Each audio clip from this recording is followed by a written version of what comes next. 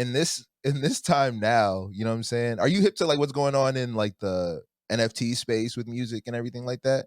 Are you aware? I mean, yeah, I'm aware. I'm definitely aware. Yeah, I'm definitely aware. What's your I guess what's your initial thoughts on it? Like what how do you look at music NFTs or just the future of how I guess people like you will like make money off their music? Like, do you think about the business side at all? I mean, yeah, for sure, you have to. Because you have to. Yeah, it's that's facts. come on now, the world is evolving. Like, you gotta pay attention to it. I just have to really understand it because it's like confusing to me. You know what I mean? I really need to like honestly take a class on it. Are we talking NFTs and like Web3? Yeah, all of that. I really want to understand it because like how does how does the breakdown work? I know it's better than what artists are getting now. Right. Like I could definitely. Let's get into it. Definitely, off some because this is even really tough for anybody that's tuned in, right? So like, I guess when NFTs were presented to me, and while I was like, I gotta see what's up with this because the first time I really learned about NFTs was literally as how I can make my shit into NFTs. Before it was you can buy NFTs and flip them. So I wasn't coming into like, flip, let's go. I was more so of some I can make a digital asset off of what I create. Cool. The reason why it appealed to somebody like me is because I've had my music on streaming platforms now since I guess 2017. That was probably the first time I put it like on the iTunes and shit. I've had shit like on SoundCloud and all that before, but iTunes 2017, yeah, for sure.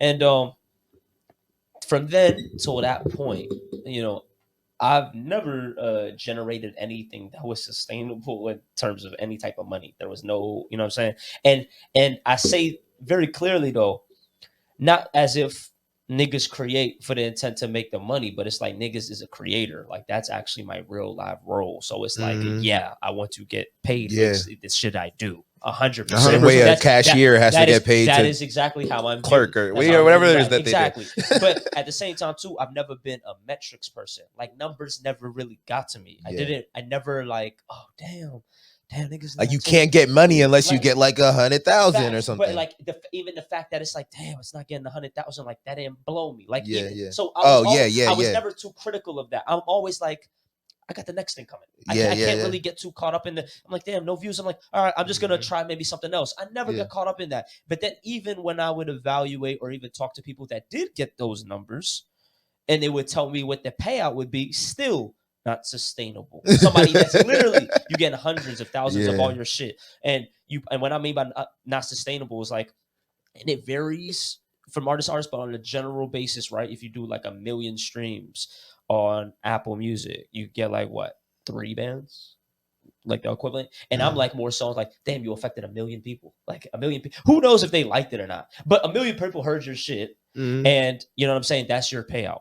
And I'm like, damn, that's gotta do a whole lot for that 3 bands. You know what I'm saying? So because even for the next million is going to be hard too. Get it to 2. So it's like it doesn't go like that. And a lot of the times, your money that you even generate as an artist doesn't come from streaming. That's like it's coming from the merch, touring, all this other shit, right? So now I'm like, okay, bet. So if I'm not even a metric dude and I don't even really care about the numbers and shit like that, a philosophy that really intrigued me was more so off some, well, what if I tapped in with maybe a base of people that fuck with what I do? Like, yo, we fuck with what you do. Like, and you can be doing music, you can be whatever, you're dropping videos, you can be dropping game, whatever it is, just you as a person, as a brand, I'm fucking with this brand. So if you have people that are like that, what's their ability to invest in you? Do you just expect people to be like, yo, bro, you killing it. Can I invest in you? Nah, that don't happen. Like, it doesn't happen like that. Sure, people might, but nobody's being like, yo, bro, I want to invest in you. It don't happen like that. But if we gave niggas an option to do that, would they? I don't know. I didn't give you the option. So I don't know. I couldn't say no, So then when I saw NFTs, I'm like, all right, bet. Since I don't really care about numbers, and when I make music, it's really like an expression. So I enjoy doing it. It's not for, I can't wait for people to hear it. It's like, I like it. I'll be rocking this shit. So I'm like, all right, if I'm going to go drop it, I'm actually going to make it a finite amount. I'm not going to make it low. Oh, put it streaming, everybody listen to it. Like, nah, I might just make it actually like limited. I'm going to make 100. There's only 100 of these actually. I'm just going to make it 100. And the cool thing about NFTs is you have royalties that you could put within it, right? So if you make an NFT, you make Black Bro, you drop a Golden Boy NFT and you create it. And let's say, because a lot of the purchases that happen in the space happen like on crypto. So if you're buying an NFT, it's in Ethereum. But let's say you make it the equivalent of like $200 worth in Ethereum. You could put a royalty on that. And let's just say you put a 10% royalty. So when somebody buys that NFT off of you for $200, let's say they in the future they just sell it. They decide to sell it. Let's just say they sell it for the same price they bought it at. You have a 10% royalty. You'll get $20 off of that sale. And you have that royalty in perpetuity. So basically, whoever they sell it to, let's say they sell it for a band, you get 10%. You get 100 off that. And it never stops. So you always get your cut. Compare this to traditionally. Now I'm gonna just go like to the art world. Think about painters, artists, people that be creating and shit like that. You know how many people fucking they die before their actual work is actually worth something? And then even when it is worth something, is that even going to their family or the residents? It's not even going there. You know, it's the lawyers, everybody's divvying it up. So the cool thing when I was at NFT is like, damn, if I create it, I don't really give a fuck what people do. I'll always profit off of that, whether you wanted to sell it or not. Shout out to you, because I'm welcoming the new person that's coming in. They bought it for a reason. Whether they're buying my NFT because they think they can make money, maybe they're buying my NFT because you're like, yo, you need this NFT to give you access. Maybe you have utility in it. Like, yo, if you got that Black Row NFT, you might know about that private pop-up that I do. Like that's only for the NFT holders. So if you got an NFT, you might know about that. Or you might get that discount on my merch. Or there might be a cool ass colorway that only you can get with the NFT and everybody else get the regular colorways. They can't even get the other colorway. They got to get the NFT. So I started viewing it as a way. I was like, okay, so this is more so a cool little option to give people if you want to invest and grow with me in the brand.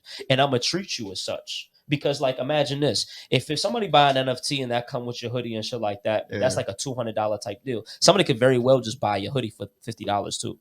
They're like, yeah, that NFT's cool, bro, but let me just get the hoodie. Facts. You be like, all right, bet.